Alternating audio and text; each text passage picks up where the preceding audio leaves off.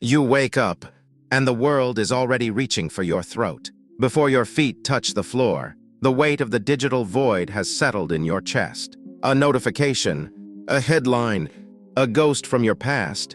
You feel that familiar tightening, the involuntary surge of adrenaline for a battle that does not exist. This is the first symptom of a terminal condition we all share. Yet few acknowledge the tragedy of the reactive soul. Look at your hands.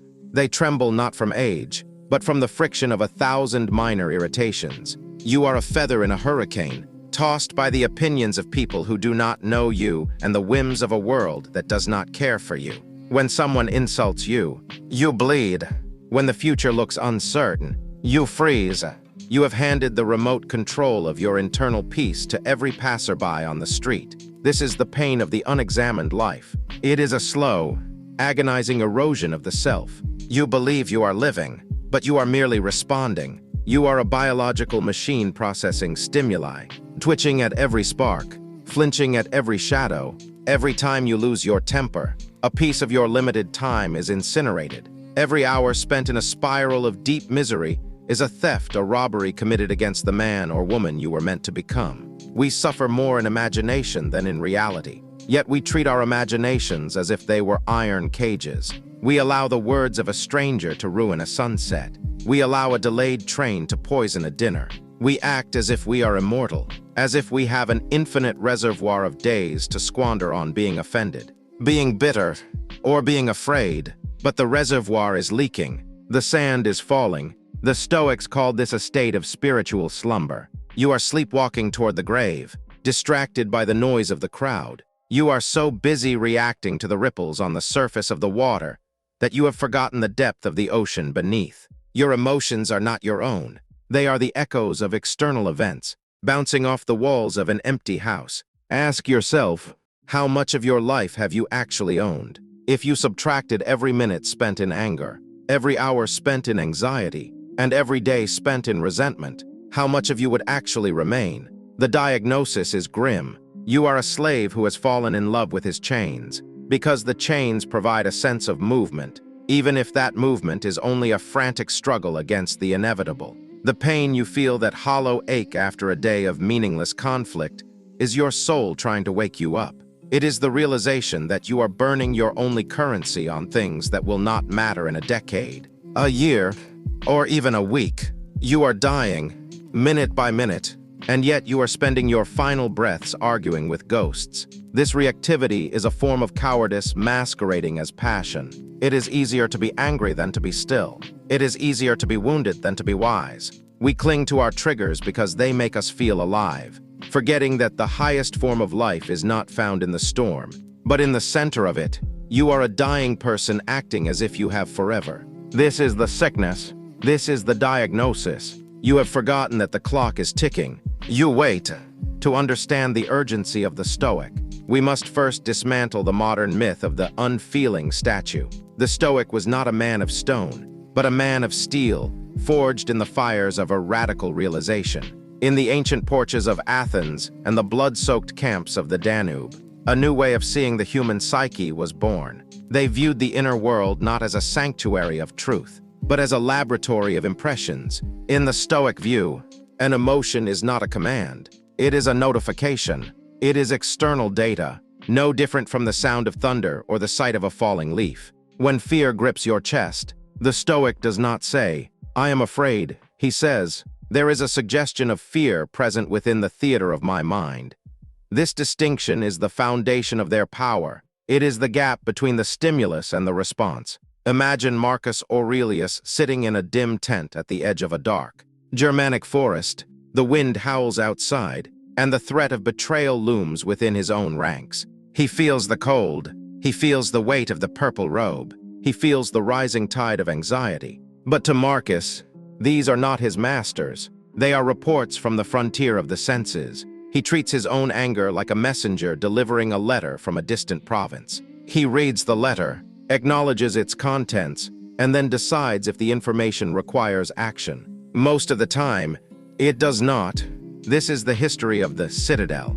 The Stoics believed that while the world could break your body, it could never breach the walls of your reason unless you opened the gates yourself. They called the initial flash of feeling the sudden flinch, the heat of a blush, the prickle of tears propatheiae. These are proto-passions. They are involuntary. They are the body's hardware reacting to the environment. The error, the Stoics argued, is when we mistake these involuntary sparks for our own identity. We let the messenger become the king. When you believe your emotions are you become a leaf in a hurricane. You are reactive, frantic, and ultimately paralyzed. But when you treat emotion as raw data, you regain the most precious resource a dying human possesses: agency. Memento Mori, the remembrance of death, acts as the ultimate filter for this data. If you knew you would die tonight, would the data of a coworker's insult matter? Would the data of a minor inconvenience carry any weight?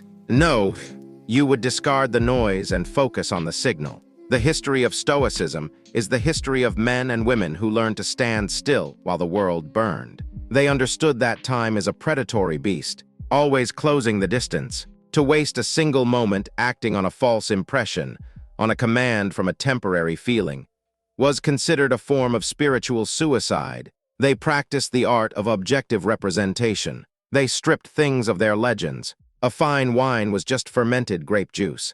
A royal robe was just sheep's wool dyed with the blood of a shellfish. And a surge of panic, it was just a chemical spike in the blood. By deconstructing the world into its base elements, the Stoics removed the emotional hooks that the world uses to drag us into misery. They stood in the center of the storm, watching the data stream by, choosing only that which served the soul. They were urgent because they were free. They were free because they stopped taking orders now. Death is the ultimate silence. It is the final non-reaction. If you knew the exact hour of your departure, would you spend your remaining minutes arguing with a fool? Would you allow a toxic shadow to dictate the rhythm of your heart? No, you would be as still as the earth that waits for you. This is the cure. This is the gray rock. To practice the gray rock method is to embrace the Stoic discipline of indifference. It is the art of becoming so unremarkable, so devoid of emotional resonance, that the predator finds no purchase in your spirit. You do not fight. You do not defend. You simply cease to provide the fuel they crave. You become a landscape, ancient, weathered, and entirely unresponsive to the storm. When they provoke you, give them the gift of nothing. Your words should be short, clipped, and sterilized of all feeling. Yes, no, perhaps these are not concessions. They are barriers. You are not being cold. You are being efficient with the limited life force you have left. Every emotional reaction is a leak in your vessel. Plug the holes with the weight of your own silence. Look at the stone beneath your feet. It does not cry out when stepped upon. It does not seek validation from the rain. It simply exists in its own density. To be a gray rock is to reclaim your power by refusing to play the game. You are the observer, not the participant. You watch their anger, their manipulation, and their noise as if watching a dying fire from a distance. This is the practical application of Memento Mori. By remembering your death, you realize that your attention is your most sacred currency. To give it away to those who seek to destabilize you is a form of slow suicide. You are choosing to die for their drama. Stop. Reclaim the seconds. Reclaim the breath. The cure is found in the void you create between their action and your response. They want a mirror. They want to see their chaos reflected in your eyes. Instead, show them a wall. Be boring. Be predictable. Be a vacuum of information. Do not share your joys, for they will poison them. Do not share your sorrows, for they will feed on them. Walk through the world wrapped in a cloak of mundane neutrality. This is not a retreat. It is a siege. You are starving the enemy of the one thing they cannot live without: your energy. In the darkness, see yourself standing in a crowded room of screaming voices. You are the only one not moving. You are the only one not shouting. You are the rock in the center of the rushing river. The urgency of your mortality demands this level of ruthlessness. You do not have the luxury of being nice to those who destroy your peace. You have a destiny to fulfill before the light goes out. Every reaction is a moment lost. The gray rock is the shield that allows you to walk through the fire without being burned. Practice this today. When the bait is dangled, look at it with the eyes of a statue. Feel the impulse to speak. and then let it dissolve into the ether. You are a ghost to their malice. You are a shadow to their spite. In the end, we all become dust. Why not start practicing the tranquility of the earth right now? Silence is the greatest strength. Indifference is the ultimate weapon. You are the rock. You are the cure. You are now truly free today.